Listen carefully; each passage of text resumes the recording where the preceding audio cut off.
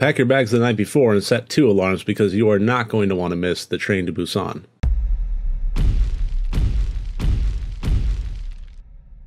Hello and welcome to RotD Review of the Day, and today I'm going to be taking a look at the 2016 surprise movie for me, The Train to Busan.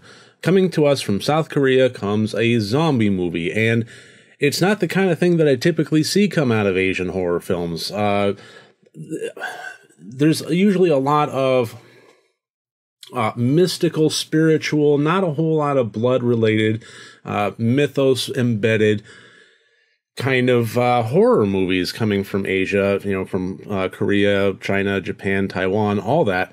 And this, when I heard that there was a zombie splatter fest, gore fest, I mean, there are exceptions to that. Tokyo Gore Police coming from Japan, things like that. A lot of Takashi Miike films do have gore in them. But by and large, it's the exception and not the rule. So when I heard about a zombie movie coming from South Korea, I thought, well, this could be interesting.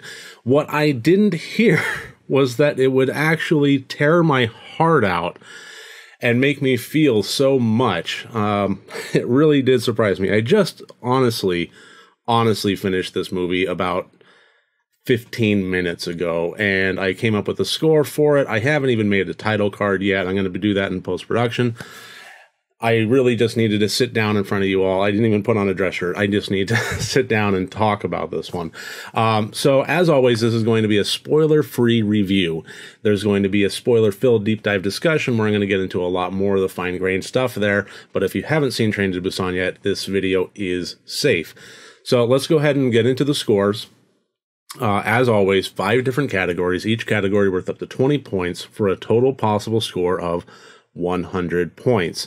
And the first category, as always, is plot/subtext. And the subtext here was none too subtle. It was, it had a lot to do with selflessness and making time for the things that are truly important in our lives. Had kind of a very spirit of Christmas feel to it as far as that goes. And it wasn't, it didn't keep that in the shadows. It was pretty much up front. I would even call it so far as a plot point and not a subtext point. But the general plot is a man and his little girl are, for her birthday, want to visit her mom, and he and she have been estranged at this point, have separated, and she lives in Busan, and he lives with his daughter out, I'm assuming in Seoul or somewhere else in a metropolitan area. And for her birthday, he wants to take her to Busan. And it establishes that he was not father of the year in a lot of ways. He focused way too much on work and not enough on her, in order to provide for her. But at the same time, what does a kid really want? Do they want fancy gadgets or do they want their dad? And it touched on a lot of that. So he's going to be trying to keep this promise since there's been so many broken and actually get her to her mom. And in the midst of this, a zombie outbreak happens, an infection that is spread very quickly, and the zombies in this case are the fast runner, fast infecting, bite 'em up zombie kind of thing. It's not a shambling George Romero kind of zombie. So and then it takes off from there. They get on the train to go to Busan, and pretty much everything goes haywire, and there's little safety to be found, and the train adds an interesting element to it just because of the setting itself. When you have 20, 30 passenger cars there, and say the middle portion of it is full of infected folks, and the doors are closed on them, how do you get from one end to the other in relative safety if you're split up, things like that? And a lot of that does happen. This really explores a lot of lengthy plot procedural elements to it. But beyond that, it was very, very in tune with the characters. They were well established. None of them were cardboard cutout fake. And even as there always tends to be in a movie like this, the human antagonist, high-powered coward kind of thing, he was exceptional in this, how diabolical he went with this. I really had, I mean, it was well done. So, everything about the plot, I think, worked. And like I said earlier, I wasn't expecting this movie to tear my heart out, and it absolutely did. And it did it without any kind of, it was relentless about it. You know, you had a scene and it made me messed up. And then 10, 15 minutes later, you had another scene that had me bawling. And without getting, into spoiler territory, I thought it was done with that at that point, and man, I was wrong.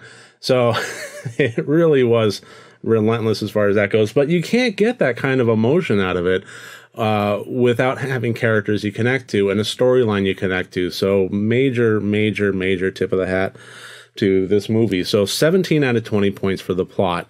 The intent, I'm going to go so far as to say that was the intent. It was designed to be a splatterfest zombie film that was based on characters and those messages of selflessness over selfishness, and prioritization of time and prioritization of energy and effort with either taking care of the ones that we love or actually being there for the ones that we love.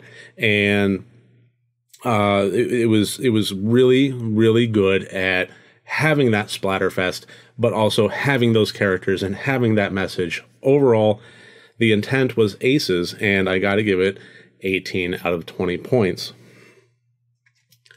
The acting.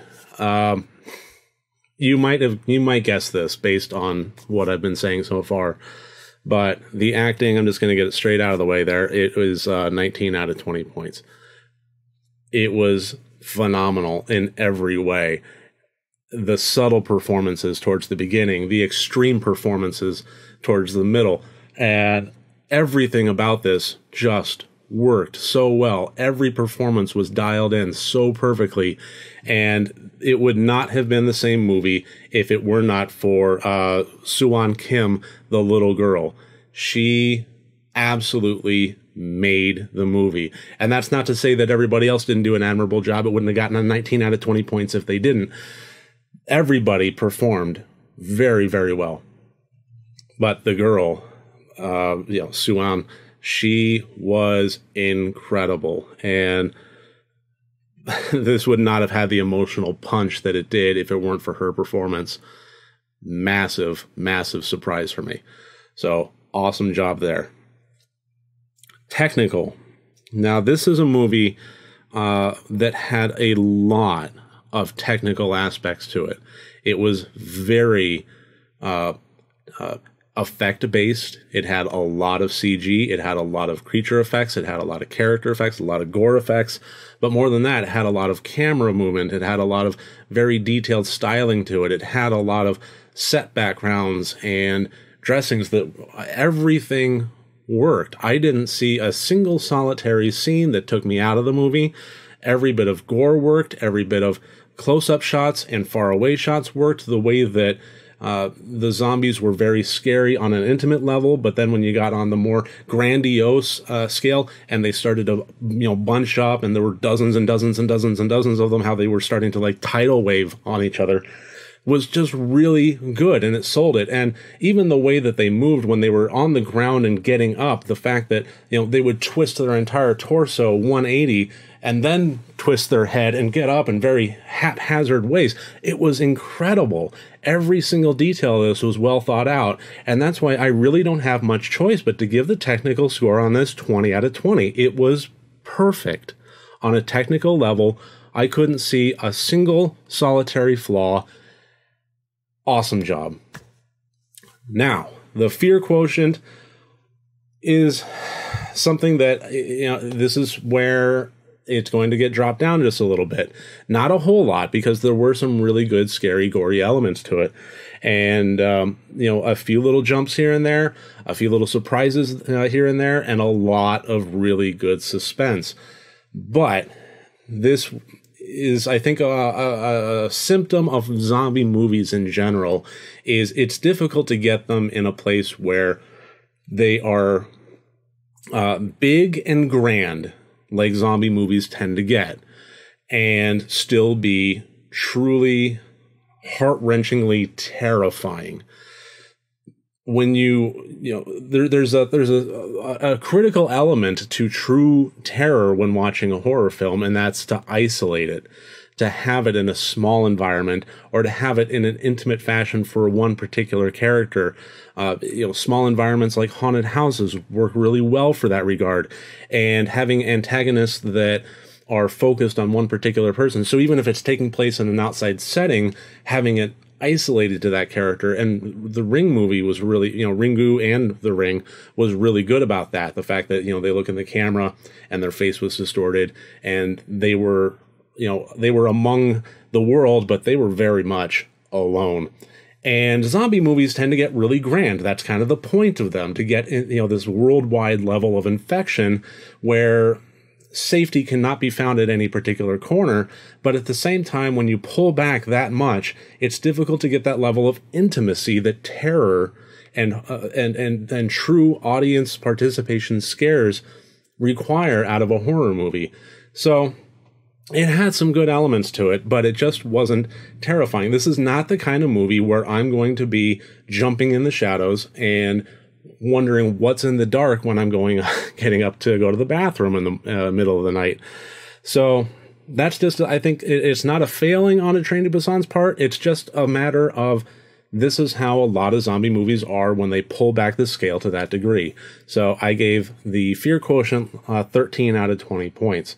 So that gives us a total score of 87 points out of 100, making it tied for first place in my RotD review so far for the best film that I've reviewed. It's actually in a three-way tie between Event Horizon and The Ritual, which I believe also got 87 points on each of those. So that was an interesting way that turned out.